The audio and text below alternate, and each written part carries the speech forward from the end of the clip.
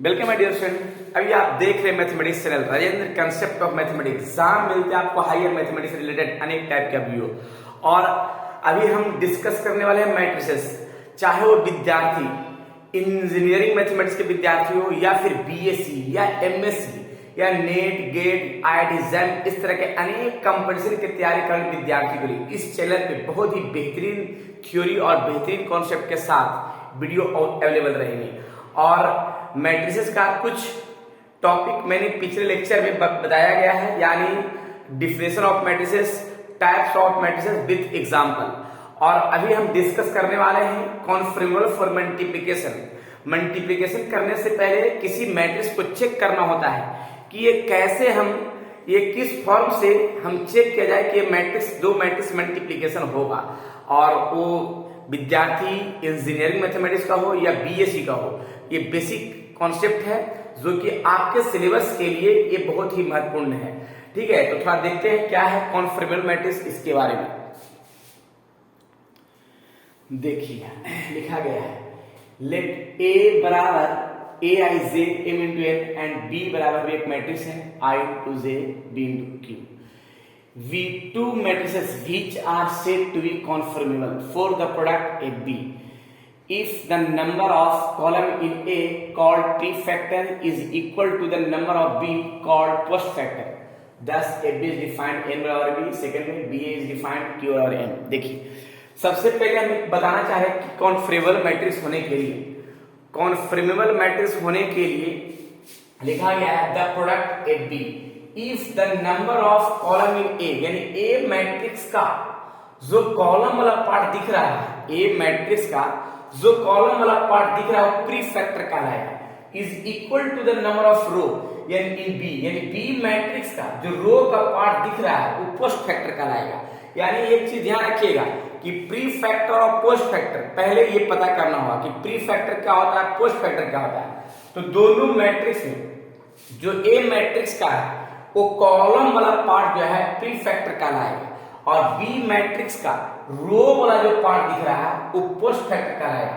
और प्रीफैक्टर और post factor दोनों अगर इक्वल होता है तो मैट्रिक्स कॉन्फर्मेबल कहलाएगा। प्रीफैक्टर और पोस्ट फैक्टर अगर दोनों इक्वल होता है तो मैट्रिक्स कॉन्फर्मेबल कहलाएगा। कैसे कहलाएगा हम दिखाते हैं इसका मेन फॉर्म। जैसे अगर मान लिया ए और बी को हम मल्टीप्लाई करते हैं, फर्स्ट पोजीशन में ए को बी से अगर मल्टीप्लाई करते हैं तो सबसे पहले देखिएगा कि इस फॉर्म के लिए थ्योरी लिखा है n बराबर p होना चाहिए।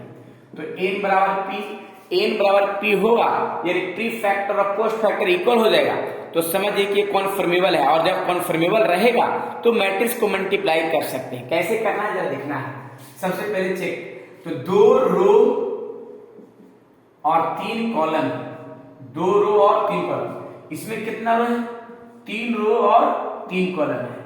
ठीक है, जिसको हम इस फॉर्म को लिख सकते हैं m इंटू n और यहां लिख सकते हैं p इंटू क्यू। अब यहां लिखा गया है n बराबर p, a को b से मल्टीप्लाई करेंगे तो n बराबर p होना चाहिए। तो n मेरे यहाँ पे 3 है और p क्या है, p भी 3 है, यानी दोनों बराबर है। प्रीफैक्टर और पोस्ट फैक्टर अगर दोनों बराबर है तो टर्म का कंडीशन क्या है, ये कंडीशन कॉन्फर्मेबल कहलाएगा। राइट, यानी ये कॉन्फर्मेबल होगा, यानी दो मैट्रिक्स का मल्टीप्लाई होगा।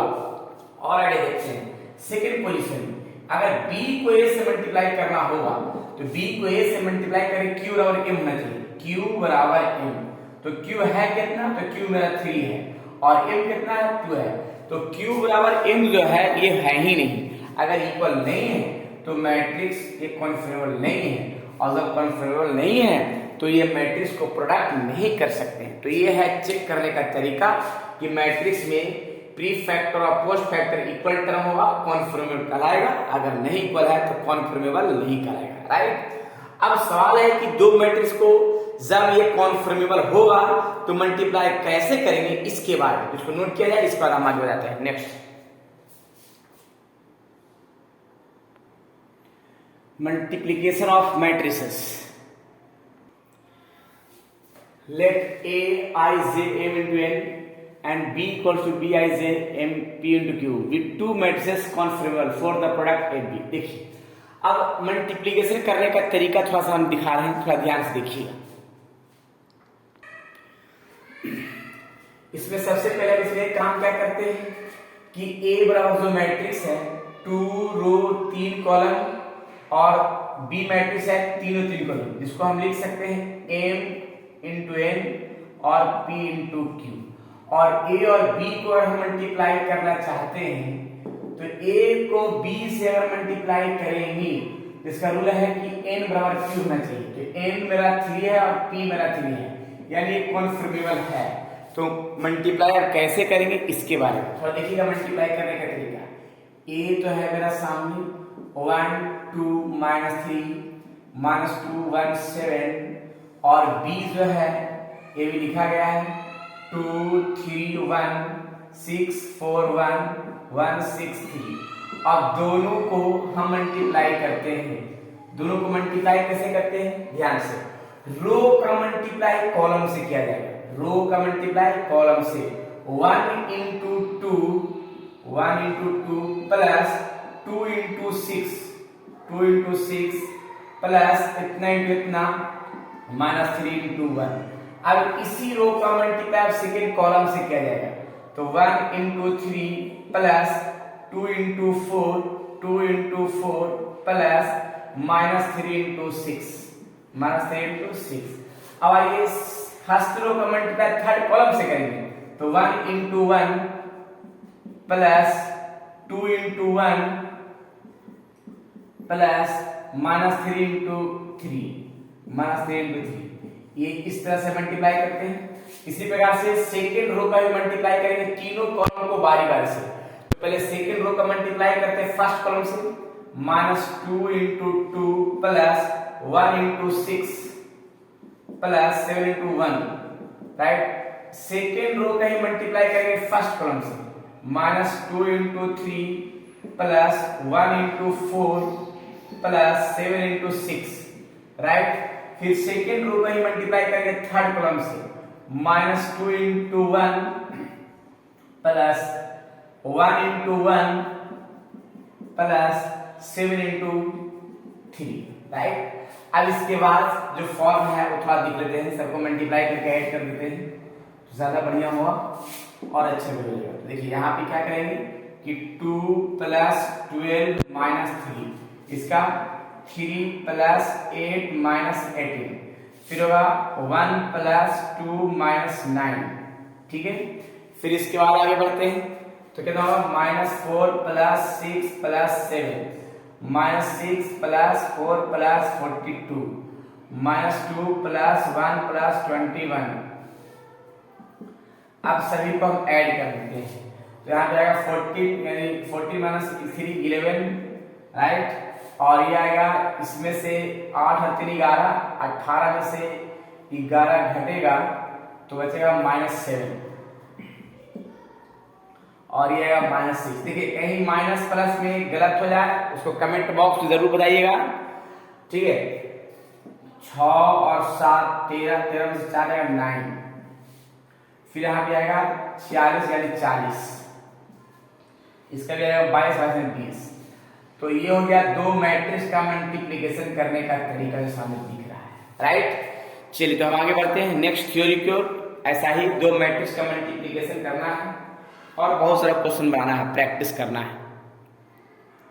नेक्स्ट मल्टीप्लिकेशन से ही बहुत सारे इंपॉर्टेंट टर्म हम बताते हैं। नेक्स्ट प्रोसेस देखा जाए, आइडेम्पोटेंट मैट्रिक्स। देखिए डिफिनेशन आइडेम्पोटेंट मैट्रिक्स का, A square matrix A is said to be idempotent matrix if A square equals to A. यानी कोई मैट्रिक्स है, स्क्वायर मैट्रिक्स है, उसको अगर हम 2 बार मल्टीप्लाई करते हैं और पुनः वही मैट्रिक्स आ जाएगा, वो आइडेम्पोटेंट मैट्रिक्स कहलाएगा। यानी ए स्क्वायर इक्वल्स टू ए।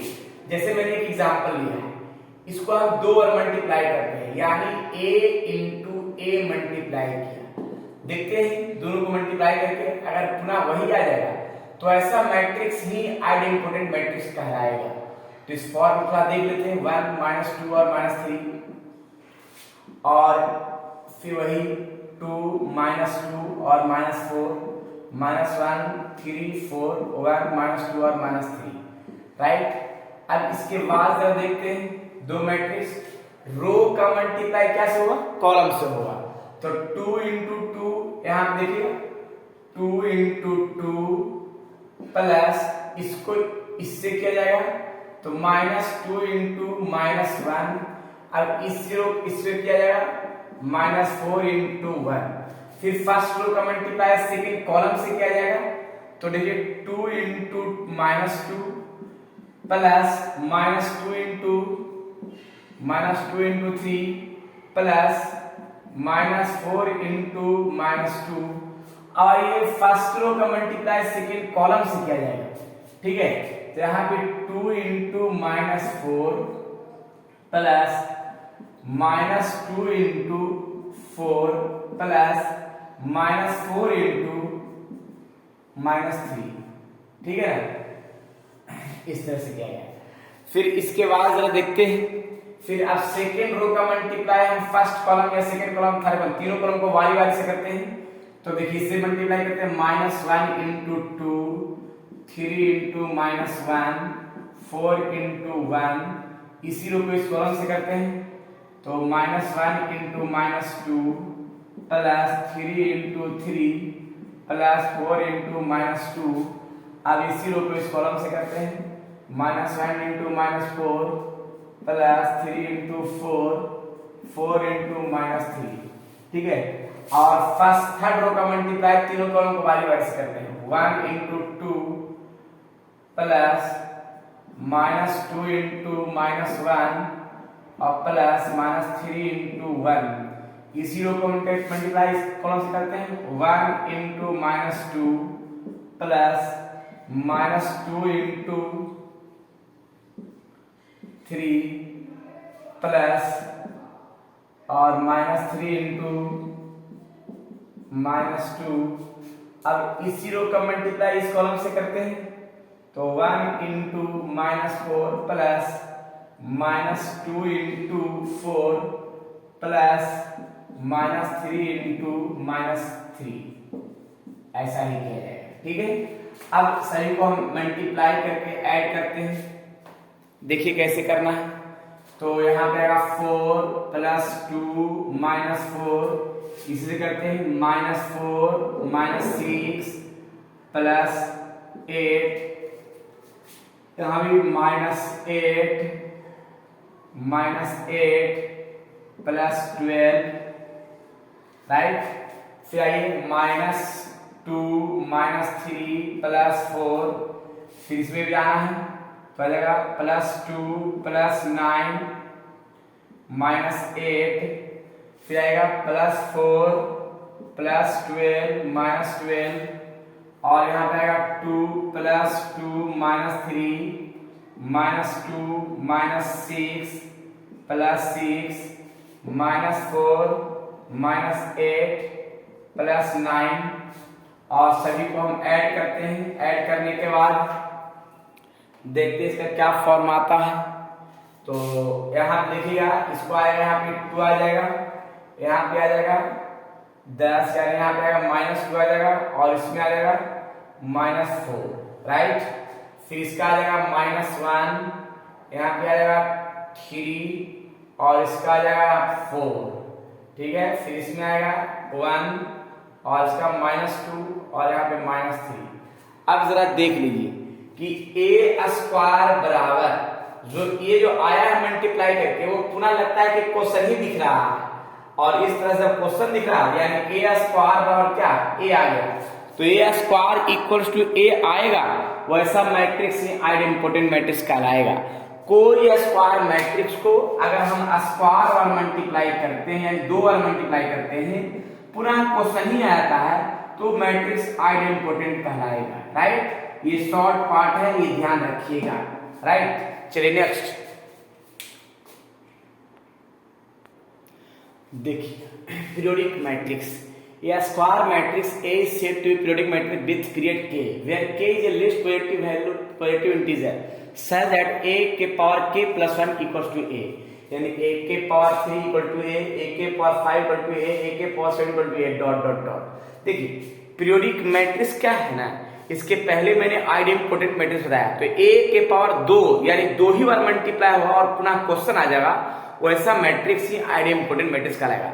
लेकिन पीरियोडिक मैट्रिक्स में है कि ए के पावर अगर ऑड बार मल्टीप्लाई करते हैं, ऑड बार मतलब है कि ए के पावर 3 बार मल्टीप्लाई हो तो यही आ जाए, ए के पावर 5 बार मल्टीप्लाई हो यही आ जाए, ए के पावर 7 बार मल्टीप्लाई हो ये आ जाएगा, वैसा मैट्रिक्स ही पीरियोडिक मैट्रिक्स कहलाएगा, राइट। लेकिन इसमें एक पीरियड टर्म होता है। पीरियोडिक तो समझ आ गया कि किसी भी स्क्वायर मैट्रिक्स को अगर हम ऑड बार मल्टीप्लाई करते हैं, ऑड बार माने ए के पावर 3, 5, 7, 9, 11 इस तरह से अगर मल्टीप्लाई करते हैं और पुनः क्वेश्चन आता है, वैसा मैट्रिक्स ही पीरियोडिक मैट्रिक्स कहलाएगा, राइट। लेकिन अब इसमें पीरियड क्या होता है, जरा पीरियड के बारे में समझते हैं।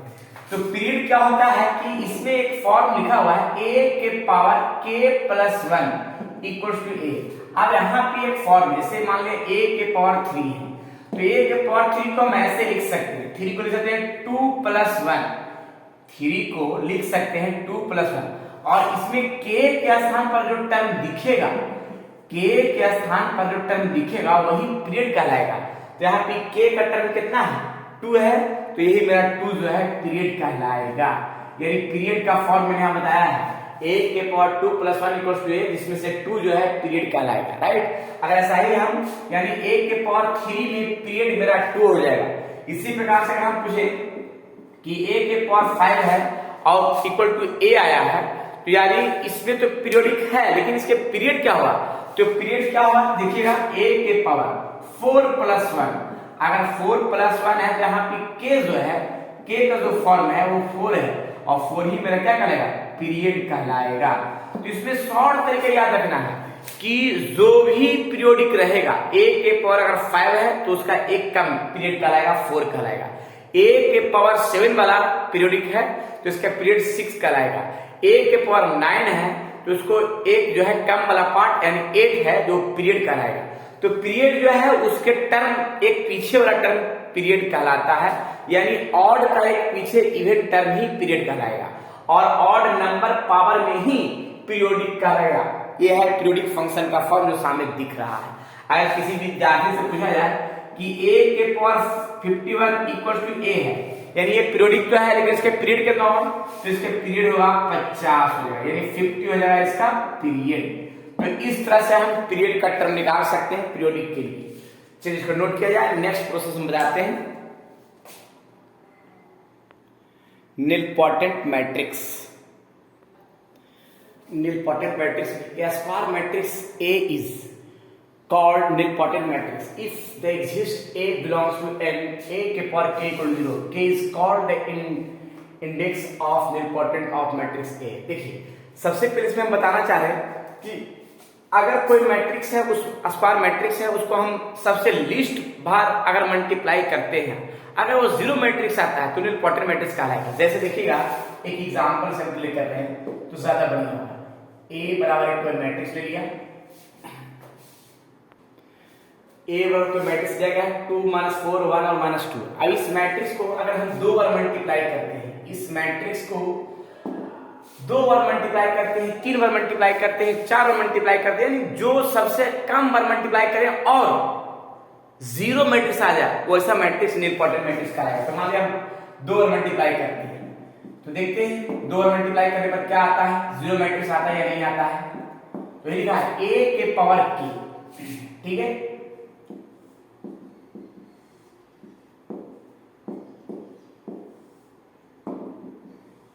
रो का मल्टीप्लाई क्या होगा, कॉलम से, तो 2 × 2 आ जाएगा 4 प्लस 4 × इतना -4। इसी रो को मल्टीप्लाई इस क्रम से करेंगे तो 2 × -4 -8, इसको इससे तो +8, राइट। फिर ये सेकंड रो का मल्टीप्लाई फर्स्ट क्रम से करेंगे 1 × 2 2 -2, इसी रो को इस क्रम से करेंगे -4 +4, राइट। और ये टर्म जो है ना ये आ गया 0 0 0 0, क्लियर है। जिसमें से a स्क्वायर इक्वल टू अगर वो 0 मैट्रिक्स आया वो मैट्रिक्स क्या होगा, nilpotent मैट्रिक्स कहलाएगा, राइट। चलिए इसका भी और भी हम डिटेल जानकारी देंगे, nilpotent मैट्रिक्स का क्या क्या फॉर्म होता है आगे, ठीक है। जो आपके बहुत से इंजीनियरिंग मैथमेटिक्स में या फिर अगर वो IIT जैम या नेट का एग्जाम दीजिएगा तो उसमें से क्वेश्चन आता है, या गेट का एग्जाम दीजिएगा उस तरह से, ठीक है, चलते हैं आगे।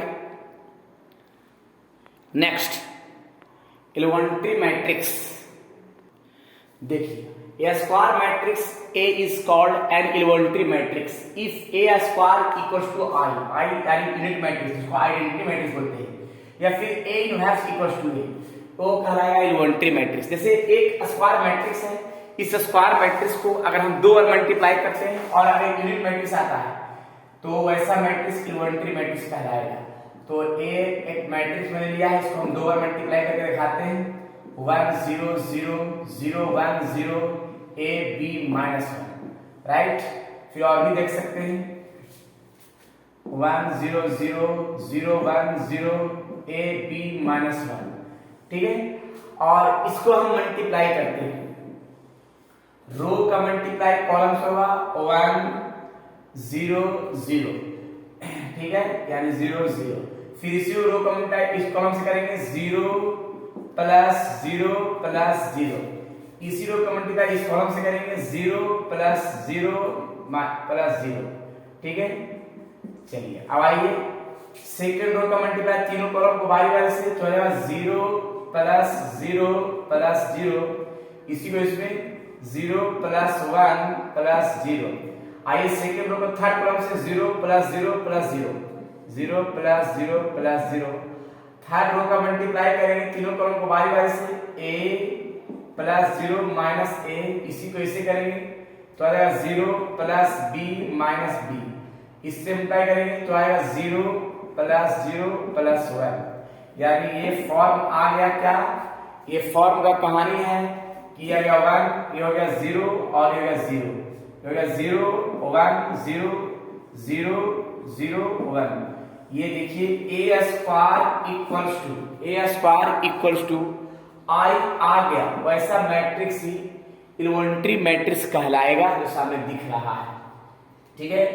चलिए, तो एलिमेंट्री मैट्रिक्स क्लियर। इस तरह से मैट्रिक्स का फॉर्म हम देख सकते हैं, जो मल्टीप्लिकेशन मैट्रिक्स से रिलेटेड का फॉर्म है।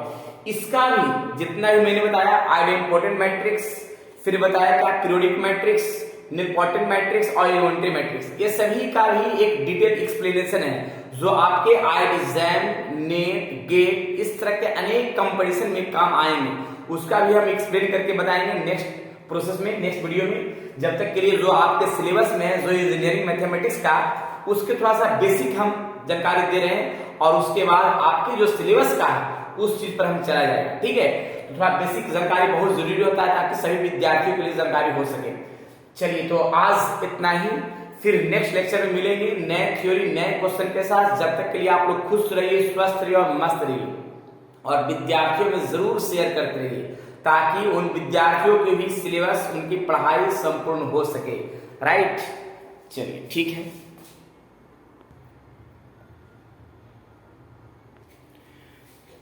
लेकिन अभी एक क्वेश्चन भी दिखाना है।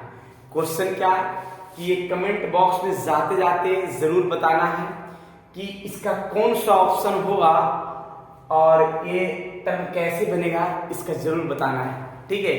क्योंकि जो मैंने थ्योरी दिया है उस पर क्वेश्चन चाहिए ना, तो बनाएंगे सभी और कमेंट बॉक्स में जरूर बताएंगे। चलिए, ठीक है। जय हिंद।